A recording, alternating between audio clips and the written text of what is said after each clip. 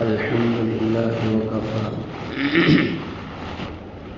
وسلام على عباده الذين اصطفى أما بعد أعوذ بالله من الشيطان الرجيم بسم الله الرحمن الرحيم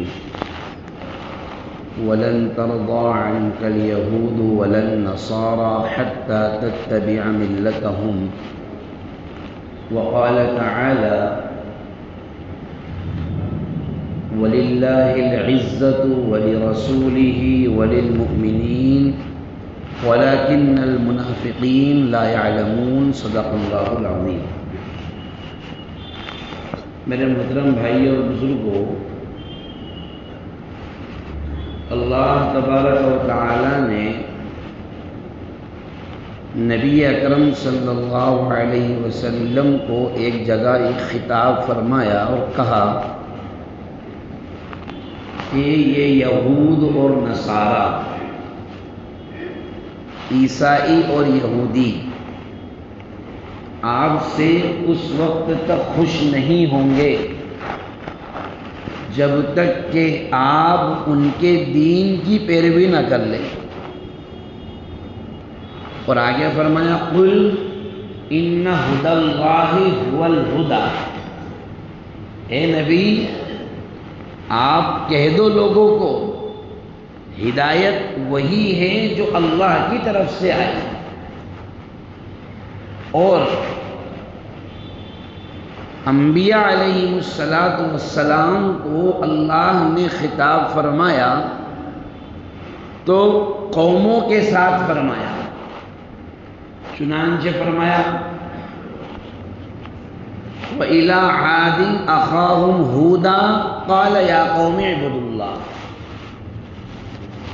حضرت ہود علیہ السلام کو قوم عاد کی طرف پیغمبر بنا کر بھیجا، انہوں نے کہا اے میری قوم اللہ کی عبادت کرو۔ وَإِلَىٰ ثَمُودَ أَخَاهُمْ صَالِحًا قَالَ يَا قَوْمِ اعْبُدُوا اللَّهَ۔ صالح علیہ السلام اپنی قوم سے کہہ رہے ہیں اے میری قوم اللہ کی عبادت کرو۔ حضرت نوح علیہ السلام اپنی قوم کو کہہ رہے ہیں اے میری قوم اللہ کی عبادت کرو۔ شعیب علیہ السلام اپنی قوم سے کہہ رہے ہیں اے میری قوم اللہ کی عبادت کرو۔ لیکن حضرت جناب محمد الرسول اللہ صلی اللہ علیہ وسلم پر جو آیات نازل ہوئی اس میں یہ نہیں کہا کہ اے میری قوم اللہ کی عبادت کرو، بلکہ یا ایھا الناس اعبدوا ربکم، اے لوگوں، تمام لوگوں، سب آ گئے اس میں، اے تمام لوگوں اللہ کی عبادت کرو۔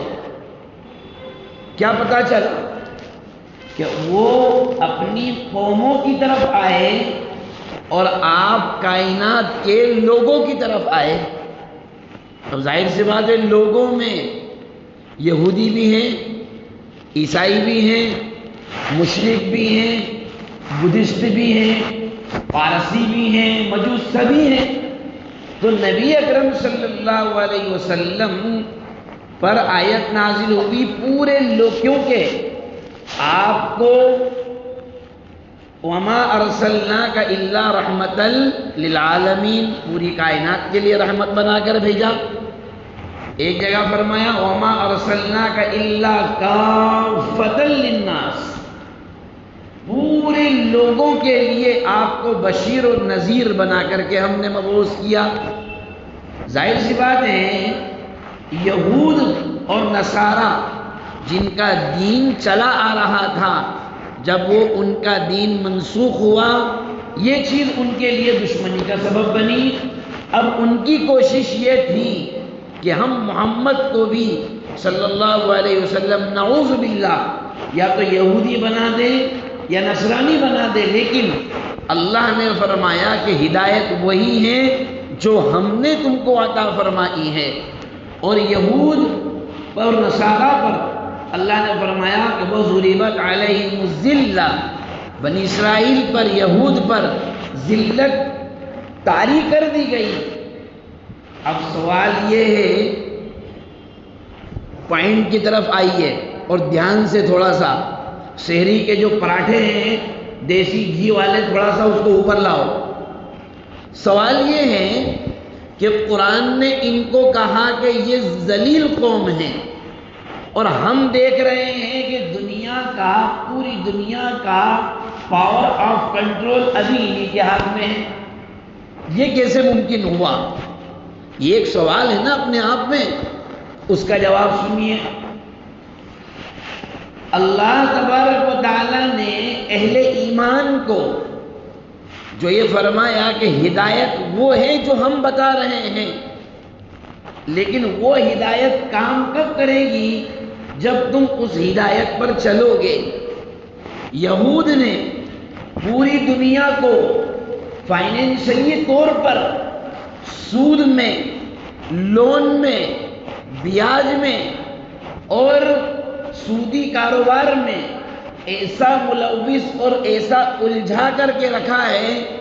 کیا اسلامی ملک، کیا غیر اسلامی ملک، کیا پڑھے لکھے، کیا غیر پڑھے لکھے، کیا جماعت والے، کیا غیر جماعت والے، کیا پہلی صف میں نماز پڑھنے والے، کیا جمعے کے جمعے مسجد آنے والے، سارے کے ساروں کو اللہ نے فرمایا کہ سود گھٹاتا ہے، زکوٰۃ بڑھاتا ہے.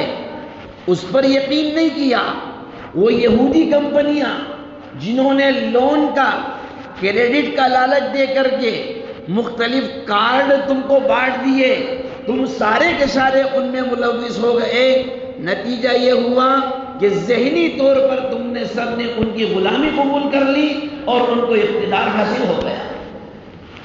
اور اللہ نے فرمایا وَلِلَّهِ الْعِزَّةُ وَلِرَسُولِهِ، عزت اللہ اور اس کے رسول ہی کے لیے ہے. وَلِلْمُؤْمِنِينَ، اور مومنوں کے لیے ہی عزت ہے. لیکن مومن عزت کب پائیں گے؟ ان کنتم مؤمنین، جب وہ مومن بن کر کے رہیں.